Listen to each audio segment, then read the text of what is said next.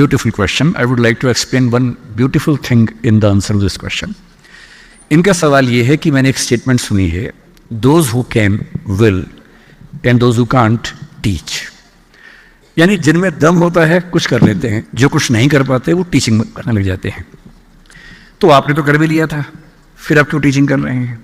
क्योंकि टीचर तो वो है जो कुछ कर नहीं पाता ज़िंदगी में, इस कहावत के हिसाब से.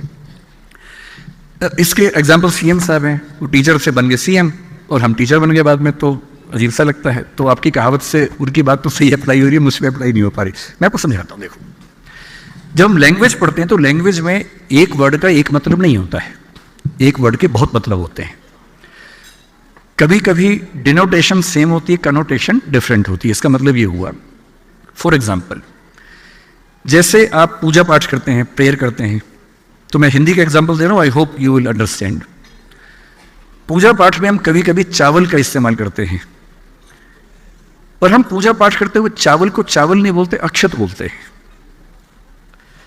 हम पानी को पानी नहीं बोलते, जल बोलते हैं पूजा पाठ करते हुए. आपने शायद ध्यान से देखा होगा कि जब पूजा पाठ हो रहे तो बोलते जल चढ़ा दो, अक्षत चढ़ा दो, ना कि पानी चढ़ा दो.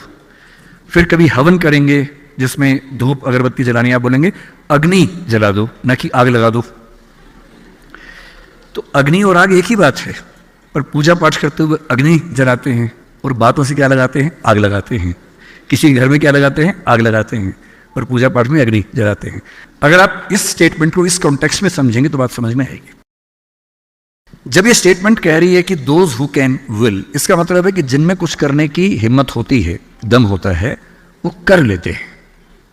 जो नहीं कर पाते दूसरों को टीच करते हैं. पर यहां टीचिंग का मतलब टीचिंग करियर से नहीं है.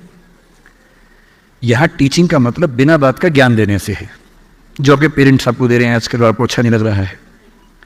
आपके पेरेंट्स कह रहे बेटा फोन मत यूज करो, आप कहते हैं आप खुद तो करते हो, हमें क्यों ज्ञान दे रहे हो? आपके पेरेंट्स टीचर नहीं है भाई प्रोफेशन, पर वो भी आपको टीच कर रहे हैं. गली मोहल्ले में हर व्यक्ति आपको टीच कर रहा है, जो जानता भी नहीं वो भी टीच कर रहा है. एक जोक मुझे याद आ गया कि एक 22-25 साल का बच्चा सिगरेट की शॉप पे जाके बोला एक सिगरेट देना भैया.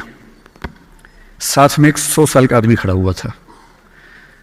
उसने कहा कि बेटा सिगरेट पीना अच्छी बात नहीं है, फेफड़े जल जाते हैं, और बेटा गलत बात है, सिगरेट मत पिया करो, जिंदगी खराब हो जाएगी, ऐसा मत किया करो. उससे कहा अंकल आपकी उम्र कितनी है?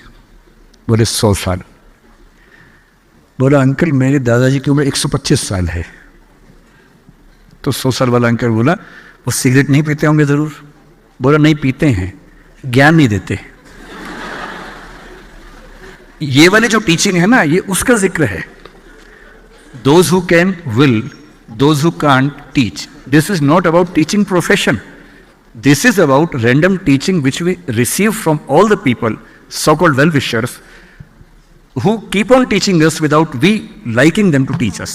ये उसके बारे में है, न कि टीचिंग प्रोफेशन के बारे में. I hope I have made you understood this statement.